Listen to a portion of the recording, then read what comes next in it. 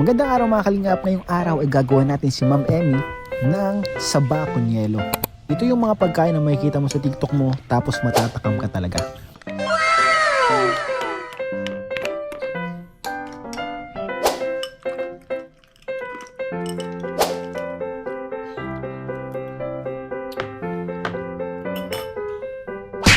Easy. Ipotol po pa nga. Inin mo, lasahan mo. Lasahan mo, taste test. Ay, wait lang. Dito ka tapat kasi ko man.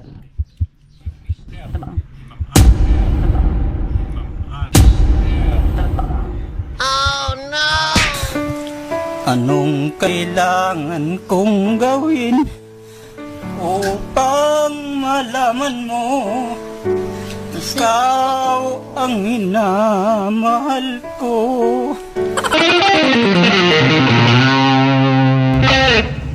At dahil nga gagawin natin ng breakfast si Ma'am Emmy, ay gumising kami agad ng maaga para pumunta sa palengke para bumili ng mga kagamitan para sa saba con yelo.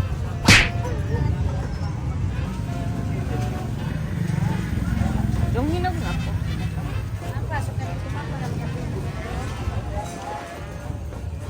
Matinda na, guys. Magtitinda na si Ma'am. Papantulog pa.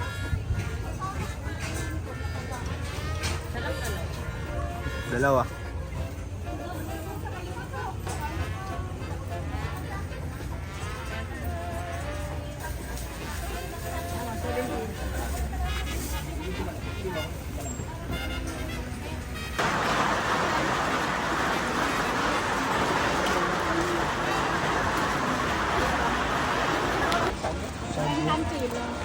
Magkano ka lahat?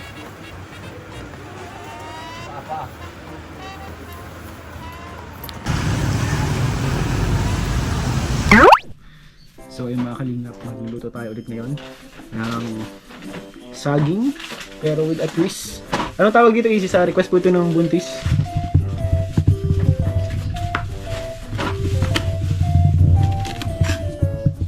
Nakita lang daw po sa Facebook, so nagbili lang po kami ng gulaman. At yun po yung ano, kailangan ng gulaman. Tapos ito po gulaman, saging, tapos ay gulaman na pati sago. Sago ba ata yun mga kalingap?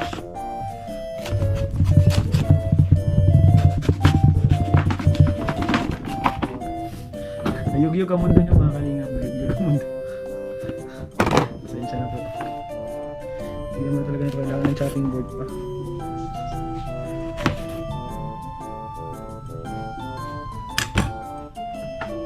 Ito guys, hatiin natin ito ng pahaba. Kasi nakita natin dun sa ano, pahabang natin. Ay, nabulok na oh. Ay, sayang. Nabulok na guys, pero okay lang kasi itong kalahati, pwede pa. Itong kalahati na lang. Sobrang hinog na kasi.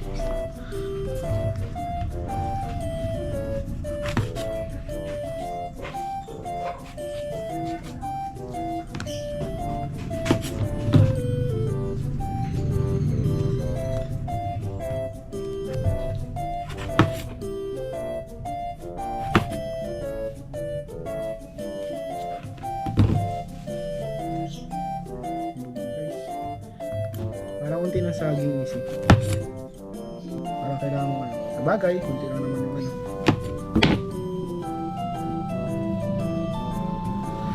Actually, pwede na muna siyang bulatan ng ano lang. Normal. Hindi na pala kailangan ano yung dami ko pang ginagawa. Pwede naman palang diretso na.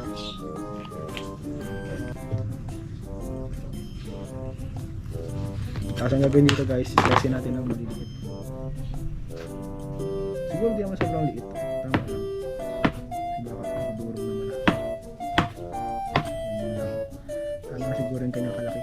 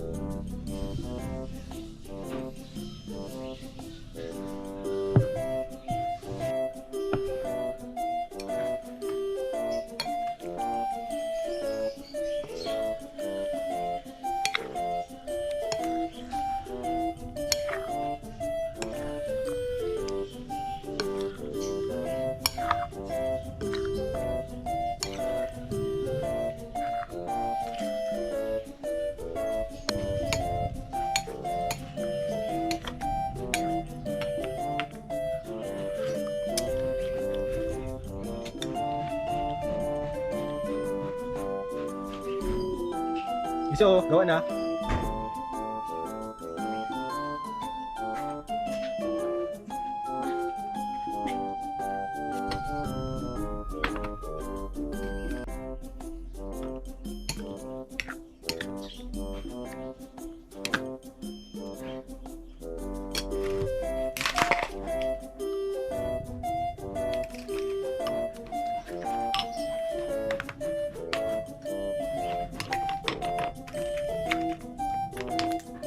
Yellow guys.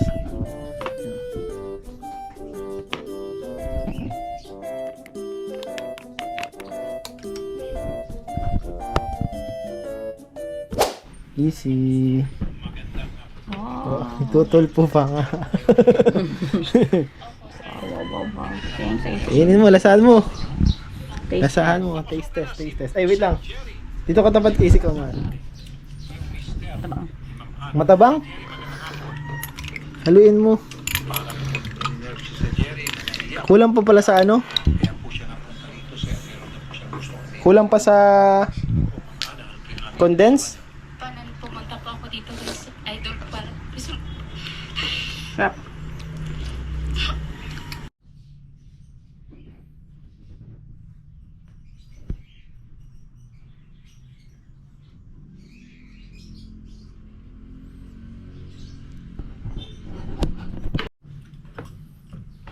Kain po.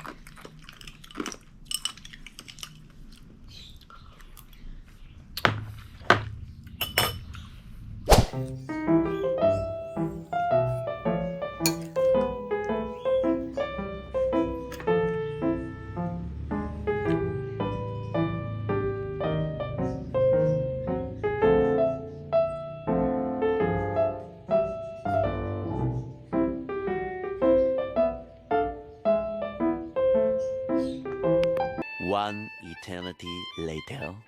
So, bumili po kami ngayon ng kulambo at ng memory foam. Ayan, memory foam. Dahil palagi po sumasakit ang ulo ni Mrs. At batok pala. Ito po treat para sa mga aso.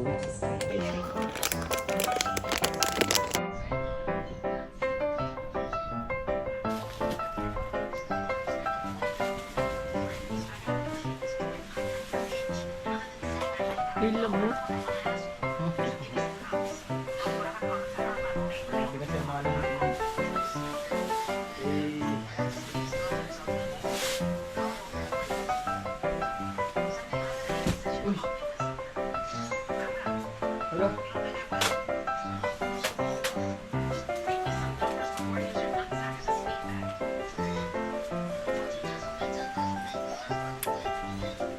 Kasing laki lang din yan.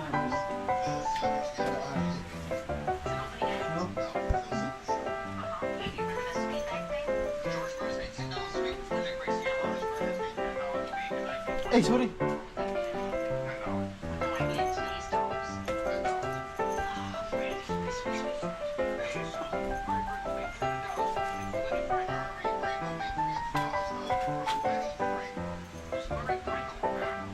malaki pala ito. Sa bagay same lang. Di mas malaki na onte.